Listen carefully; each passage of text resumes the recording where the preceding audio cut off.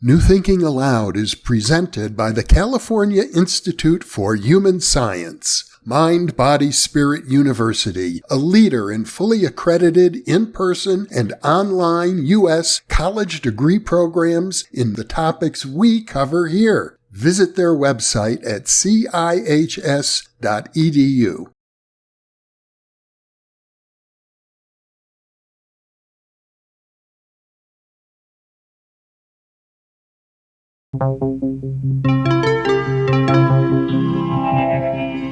Thinking Aloud. Conversations on the leading edge of knowledge and discovery with psychologist Jeffrey Mishlove.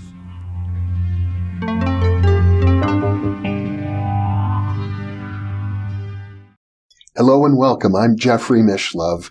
This will be an unusual interview today. We'll be talking about The PK Man, which is a book I wrote in regard to a 10-year study I did with an unusual individual who had psychokinetic abilities. With me is Professor Stephen Braude, whom I've had the pleasure of interviewing many times in the past. Dr. Braude is the author, of course, of The Limits of Influence, Psychokinesis and the Philosophy of Science. He's a specialist in macro psychokinesis. In fact, I've interviewed him about that for a series of 3 interviews. We did another interview on the thoughtography of Ted Owens and another interview on poltergeist. So Steve and I have quite a history of discussing psychokinesis together, and I'm going to turn the floor over to him soon, and he'll be interviewing me about the PK Man today. Welcome, Steve.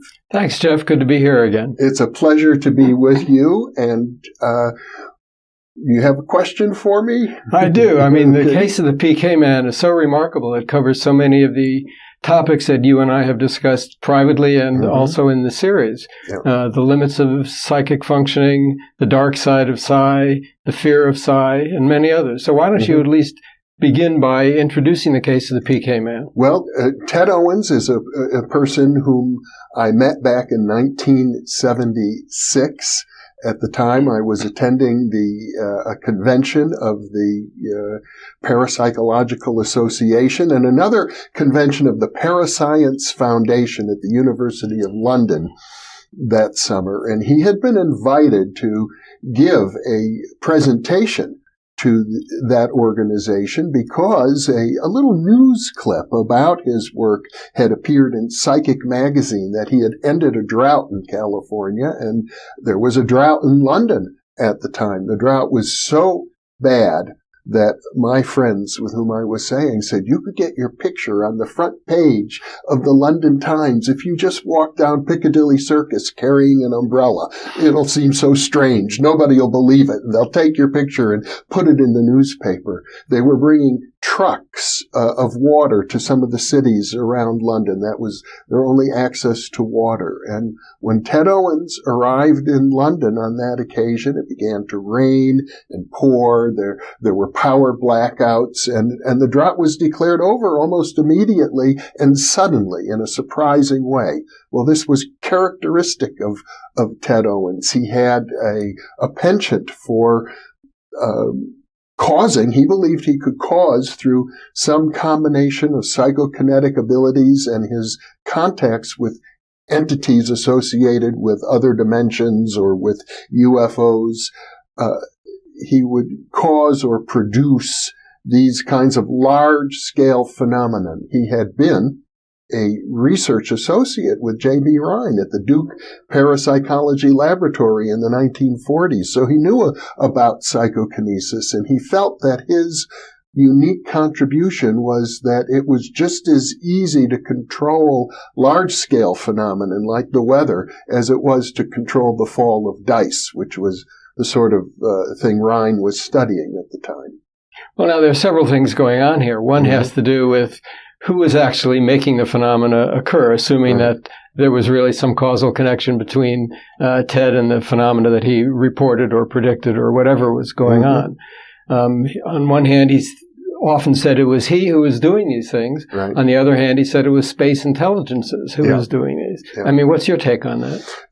interesting that at that very conference, the Parascience Conference at the University of London, one of the speakers was Suzanne Padfield, who was the wife of the well-known physicist Ted Bastin, who had an interest in psychokinesis, and she herself produced PK in the laboratory working with John Hasted, another physicist, a researcher at the University of London at the time. And her presentation was on what she called psychic support figures.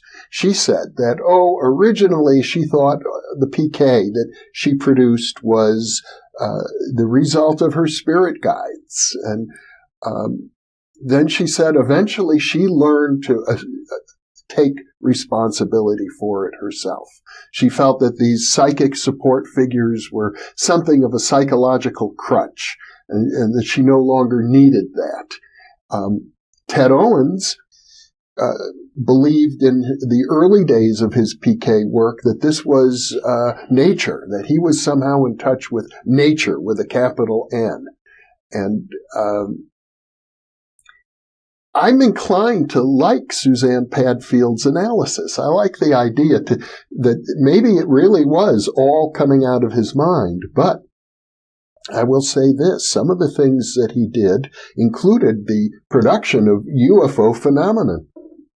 After I started working with him in 1976, because he had a reputation for producing UFO sightings, I said, well, could you do that for me? And he said, yes, I will produce a sighting for you within a 100-mile radius of San Francisco. It will be seen by, in fact, he said, I'll produce 3 sightings within a 90-day window, a 100-mile radius of San Francisco. And as the experiment progressed, there were a couple of sightings. And then he said, I feel a big one coming. It's going to happen any day now. He said, it will be photographed. It will be witnessed by multiple people, and a picture of it will be published on the front page of one of your local newspapers. 3 days later, that actually happened. Picture was published on the front page of the Berkeley Gazette. This particular UFO was videotaped, and the video was broadcast on Channel 9 television, the big PBS station in San Francisco. It was witnessed by hundreds of people, both from the air and the ground, because at the time, at Sonoma State College, as it was then called, it's now Sonoma State University, in Rohnert Park, California, about 50 miles north of San Francisco, the art department was sponsoring an event with an artist who flew an airplane and had smoke trailing out the back of his airplane, and he was creating designs in the sky, flying about 300 or 3,000 feet above the college campus. Hundreds of people were outside watching with their cameras, the whole art department, and the pilot himself was in the air, and he saw a UFO. I interviewed him. It was in his airspace, and it was photographed and videotaped from below. Now, there are some problems of interpretation here, of course. Yeah. I mean, one of the things we've also talked about is how to understand precognition. Do you understand it as a retrocausal process where some future event produces an earlier precognitive experience, or do you adopt what Eisenbud called the active analysis and interpret evidence for ostensible precognition as a kind of psi-mediated inference where you're just drawing inferences from states of affairs that exist already, or possibly is it due to telepathic influence or psychokinesis? Do you have any views on that? Well, it's a conundrum. And I think, as you know, our mutual friend, Ed May, who will be here in this studio in a few months, has published a paper recently in which he thinks he can explain almost all ostensible parapsychological phenomenon as precognition. He thinks that's the sort of the paradigm. And I'm inclined to think that your view is almost the opposite, that psychokinesis might be the main paradigm. Or the active analysis in one of its forms, whether it's mediated inference by psi or whether it's telepathic influence or PK. If you think there's a problem with the very idea of retrocausation, then you would naturally be inclined to the active analysis. Yeah. And we don't need to settle that one here. I honestly have never been able to make up my mind about it. nor whether there is an external agent, the space intelligences, as Owens would call them. I think it's feasible that it could all be Owens' own psychokinesis. I think that's feasible. Well, one of the things that interests me so much about the case, you correctly point out that it's very difficult to know exactly where the causal lines are here. And sometimes there's more or less of a delay between Owens' prediction or threat, as the case may be, and the actual occurrence that he threatened or predicted. But you point out correctly that there's a kind of cumulative force to these particular cases, even if no one of them is a slam dunk case by itself. Together, they seem to be a little bit more convincing. If you look at the whole body of evidence, and I have the files still from that research done, he died nearly 30 years ago in 1987, and I make those files available to researchers. There are about 168 different demonstrations in which he said, I'm going to cause something, and with the help of my space intelligence friends, and it's going to be a demonstration of something typically unusual. I think it would be fair to say that by chance alone, none of these events would occur more than one time in 100, and probably much more rare than that. But if I analyze them overall using my own subjective impression, did it more or less occur as he said it would? Because it's almost impossible to do clear-cut statistical analyses on these cases. I would say 2/3 of them occurred in a way that would impress an intelligent, objective observer. Well, let's put some meat on the bones here. I mean, viewers who don't know the case might like to know something more about the kinds of threats or predictions that Owens made. I mean, it had to do with the weather. It had to do with lightning strikes. It had to do with sporting events. For example, one of the most dramatic cases was a volcano in Italy. I believe it was Mount Etna. I'm not 100% sure offhand, but the lava was heading toward a village, and the villagers were being evacuated. And Owens said, I am going to prevent that village from being destroyed by the lava. And sure enough, within a matter of weeks, the lava stopped flowing just short of that village. Well, there are also some less savory predictions or threats that Owens made. Do you want to address that? Well, he tried to do good. He always wanted to be there as the savior, the person who would end the drought, the person who would save the village from the lava, the person who would be the voodoo man who would assist the basketball team. But people often laughed at him and treated him with ridicule. And when that occurred, he got mad at them, frankly. And he said, I think these people need to be taught a lesson. And the lessons were harsh. There were suicides involved. There were storms. Lives were lost. There were airplanes that crashed. But let me just say that with regard to the airplane crashes, according to Owens, this was an accident. He didn't mean to do it. But not with the Space Shuttle Challenger. With the Space Shuttle Challenger in December, near Christmas of 1985, he called me up, very, very angry. And he said, Jeffrey, this is the most important phone call you will ever receive. My space intelligences really mean business this time. They are going to knock that space shuttle out of the sky. It's up to you. You've got to call NASA and warn them not to launch that shuttle. He said, there's nothing more I can do. And, of course, that's a lot to lay on a graduate student at the time, as if NASA was going to listen to me. And frankly, at that time, his predictions hadn't been going so well. For years, I had not been paying much attention to him because he had made some very big predictions about nuclear explosions and major earthquakes that didn't occur.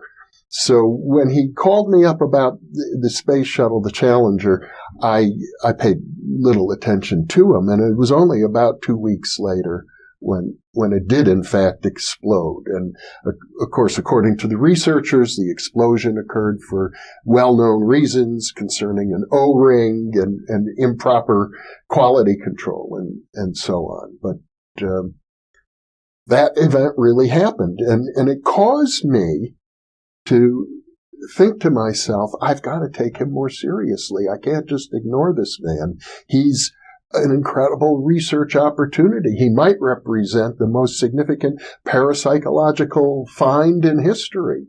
Well, you and I have often talked about the implications of there being any PK in the world at all. Mm-hmm. And because that raises the question, just how far can this go? How extensive can the effects be? Right. And we know that no force can be used exclusively for the good. And Ted seems to illustrate that. Yeah. But when I think about his predictions regarding the weather, whether he's going to cause a drought or stop a drought and so on, a natural question I think a lot of people would want to ask under those conditions is, meteorology is not an exact science. Right. So how do we really know how to assess the likelihood of these things occurring on their own?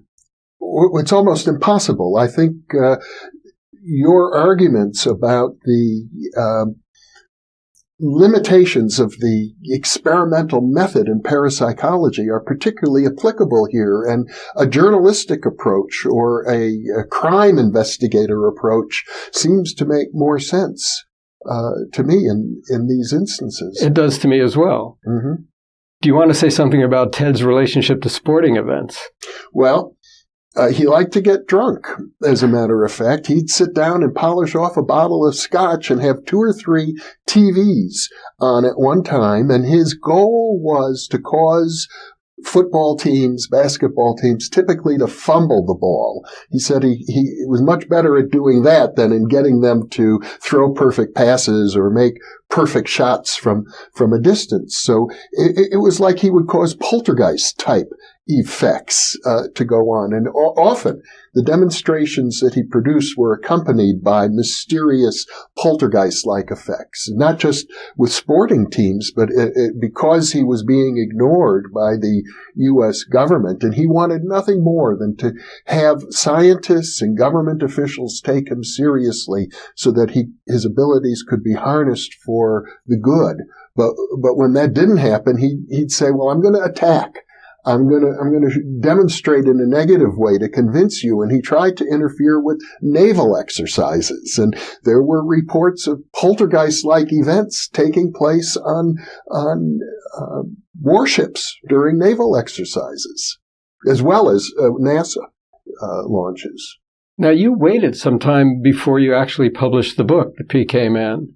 The first draft of the book was written in 1979. My co-author at the time was D. Scott Rogo, a very well-known writer and parapsychology researcher. And we had a publisher, and the publisher went out of business, and we submitted it to another publisher who looked at our manuscript, and he said, this is a terrible novel. He couldn't believe it was nonfiction. And at that point, I said to myself, people are not ready for this.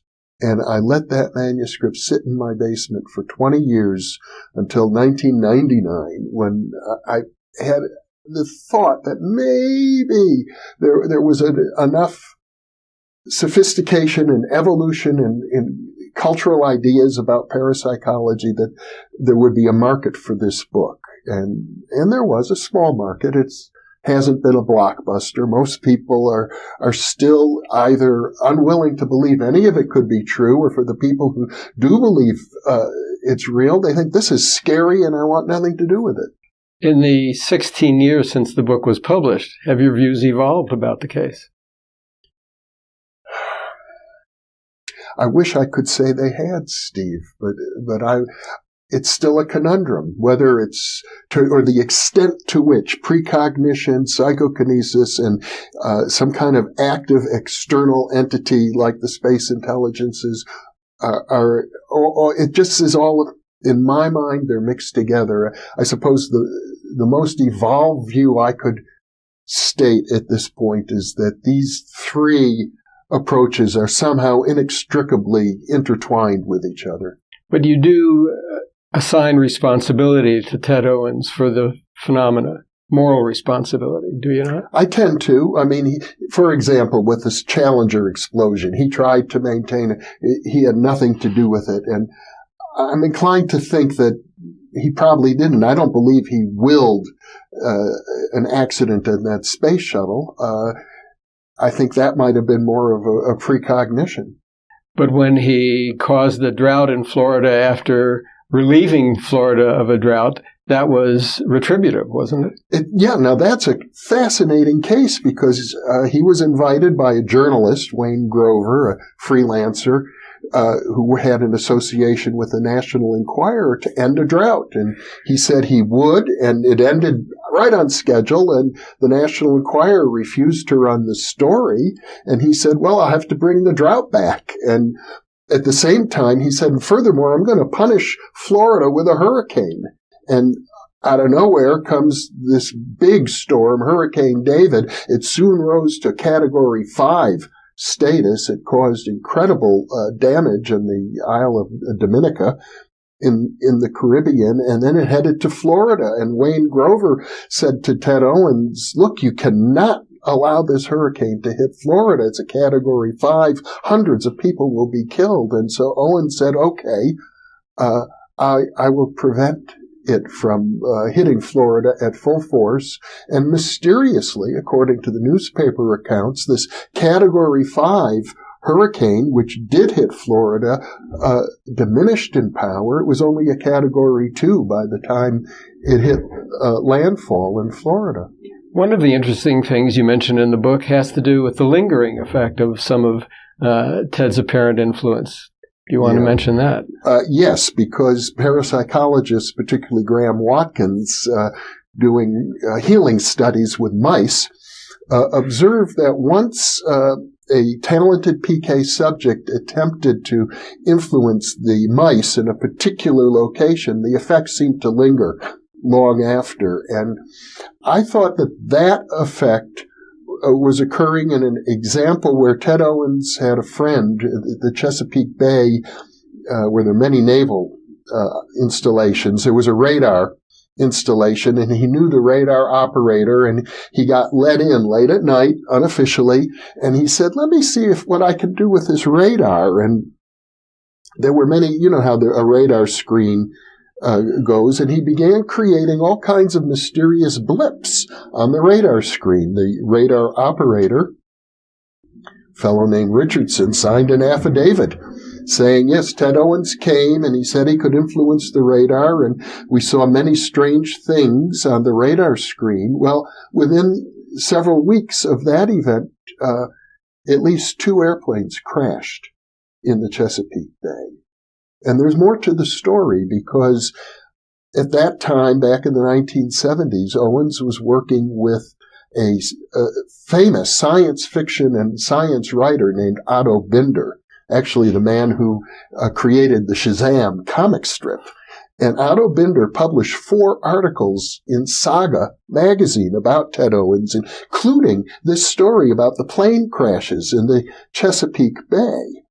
And after one of those articles was published, Ted Owens was on an expedition to Egypt. One of his wealthy backers had financed a trip for him to go and explore the mysterious psychic powers of the pyramids. So he's returning to New York on a flight from Cairo, and he's sitting up in first class, getting drunk, and has the Saga magazine article, and he's showing to the stewardesses, like, I'm the guy who caused these airplane crashes. I can do PK. And as he's bragging about this, at that moment, and I might mention that often when he does PK, he creates what he calls a PK map, pictures of what he intends to accomplish. And he focuses on those pictures, and then these events come true. In his mind, he's sending a telepathic message to his friends, the space intelligences, who have the power to control all these events. But so here he is, focusing on the pictures. He's in an altered state of consciousness from alcohol, the same altered state he uses when he likes to control athletic events. And as his plane is coming into what was then called the Idlewild Airport in New York, the plane right ahead of his was struck by lightning and crashed. It was, at that time, the largest crash in the United States. Now, you took Ted Owens' course. I did. Do you want to describe that? Well, after the Challenger explosion, I felt I needed to pay more attention to Ted Owens, and I decided he had a training program, and I had interviewed maybe a dozen people who had gone through his program, and they reported they could cause lights to appear in the sky and strange phenomena. I thought, I owe it to myself, because I was studying at the time methods of training psychic abilities. I'd published a book, Psi Development Systems, about that. I decided to take that course. And, well, we only have about a minute left now. I can only say that for me, the outcome of that training was I launched the Thinking Aloud television series. And that was my goal. When he asked me, what do you want to do? I knew I don't want to create spooky things, UFOs or frightening things. What I want to do, how I want to manifest myself in the world, and I had been pretty beaten down at that point in my life, is I want to be a communicator. I want to communicate parapsychological realities to mainstream audiences. And within months, I had launched a TV series which eventually was out on over 100 public television stations throughout North America. And I might mention, with regard to the training program, that we have in the studio Deborah Lynn Katz, a former guest of this show, a person who is a specialist in training psychic abilities, who has been studying the Ted Owens training program herself, and she's going to conduct another interview with me. So we'll focus on that, and viewers of this interview, I think, might want to pay special attention to that one. I think so. Well, Stephen, thank you so much for being the interviewer today. It was my pleasure, and I heartily recommend that your viewers read The PK Man. It's a fascinating study. Thank you, Stephen. And thank you for being with us.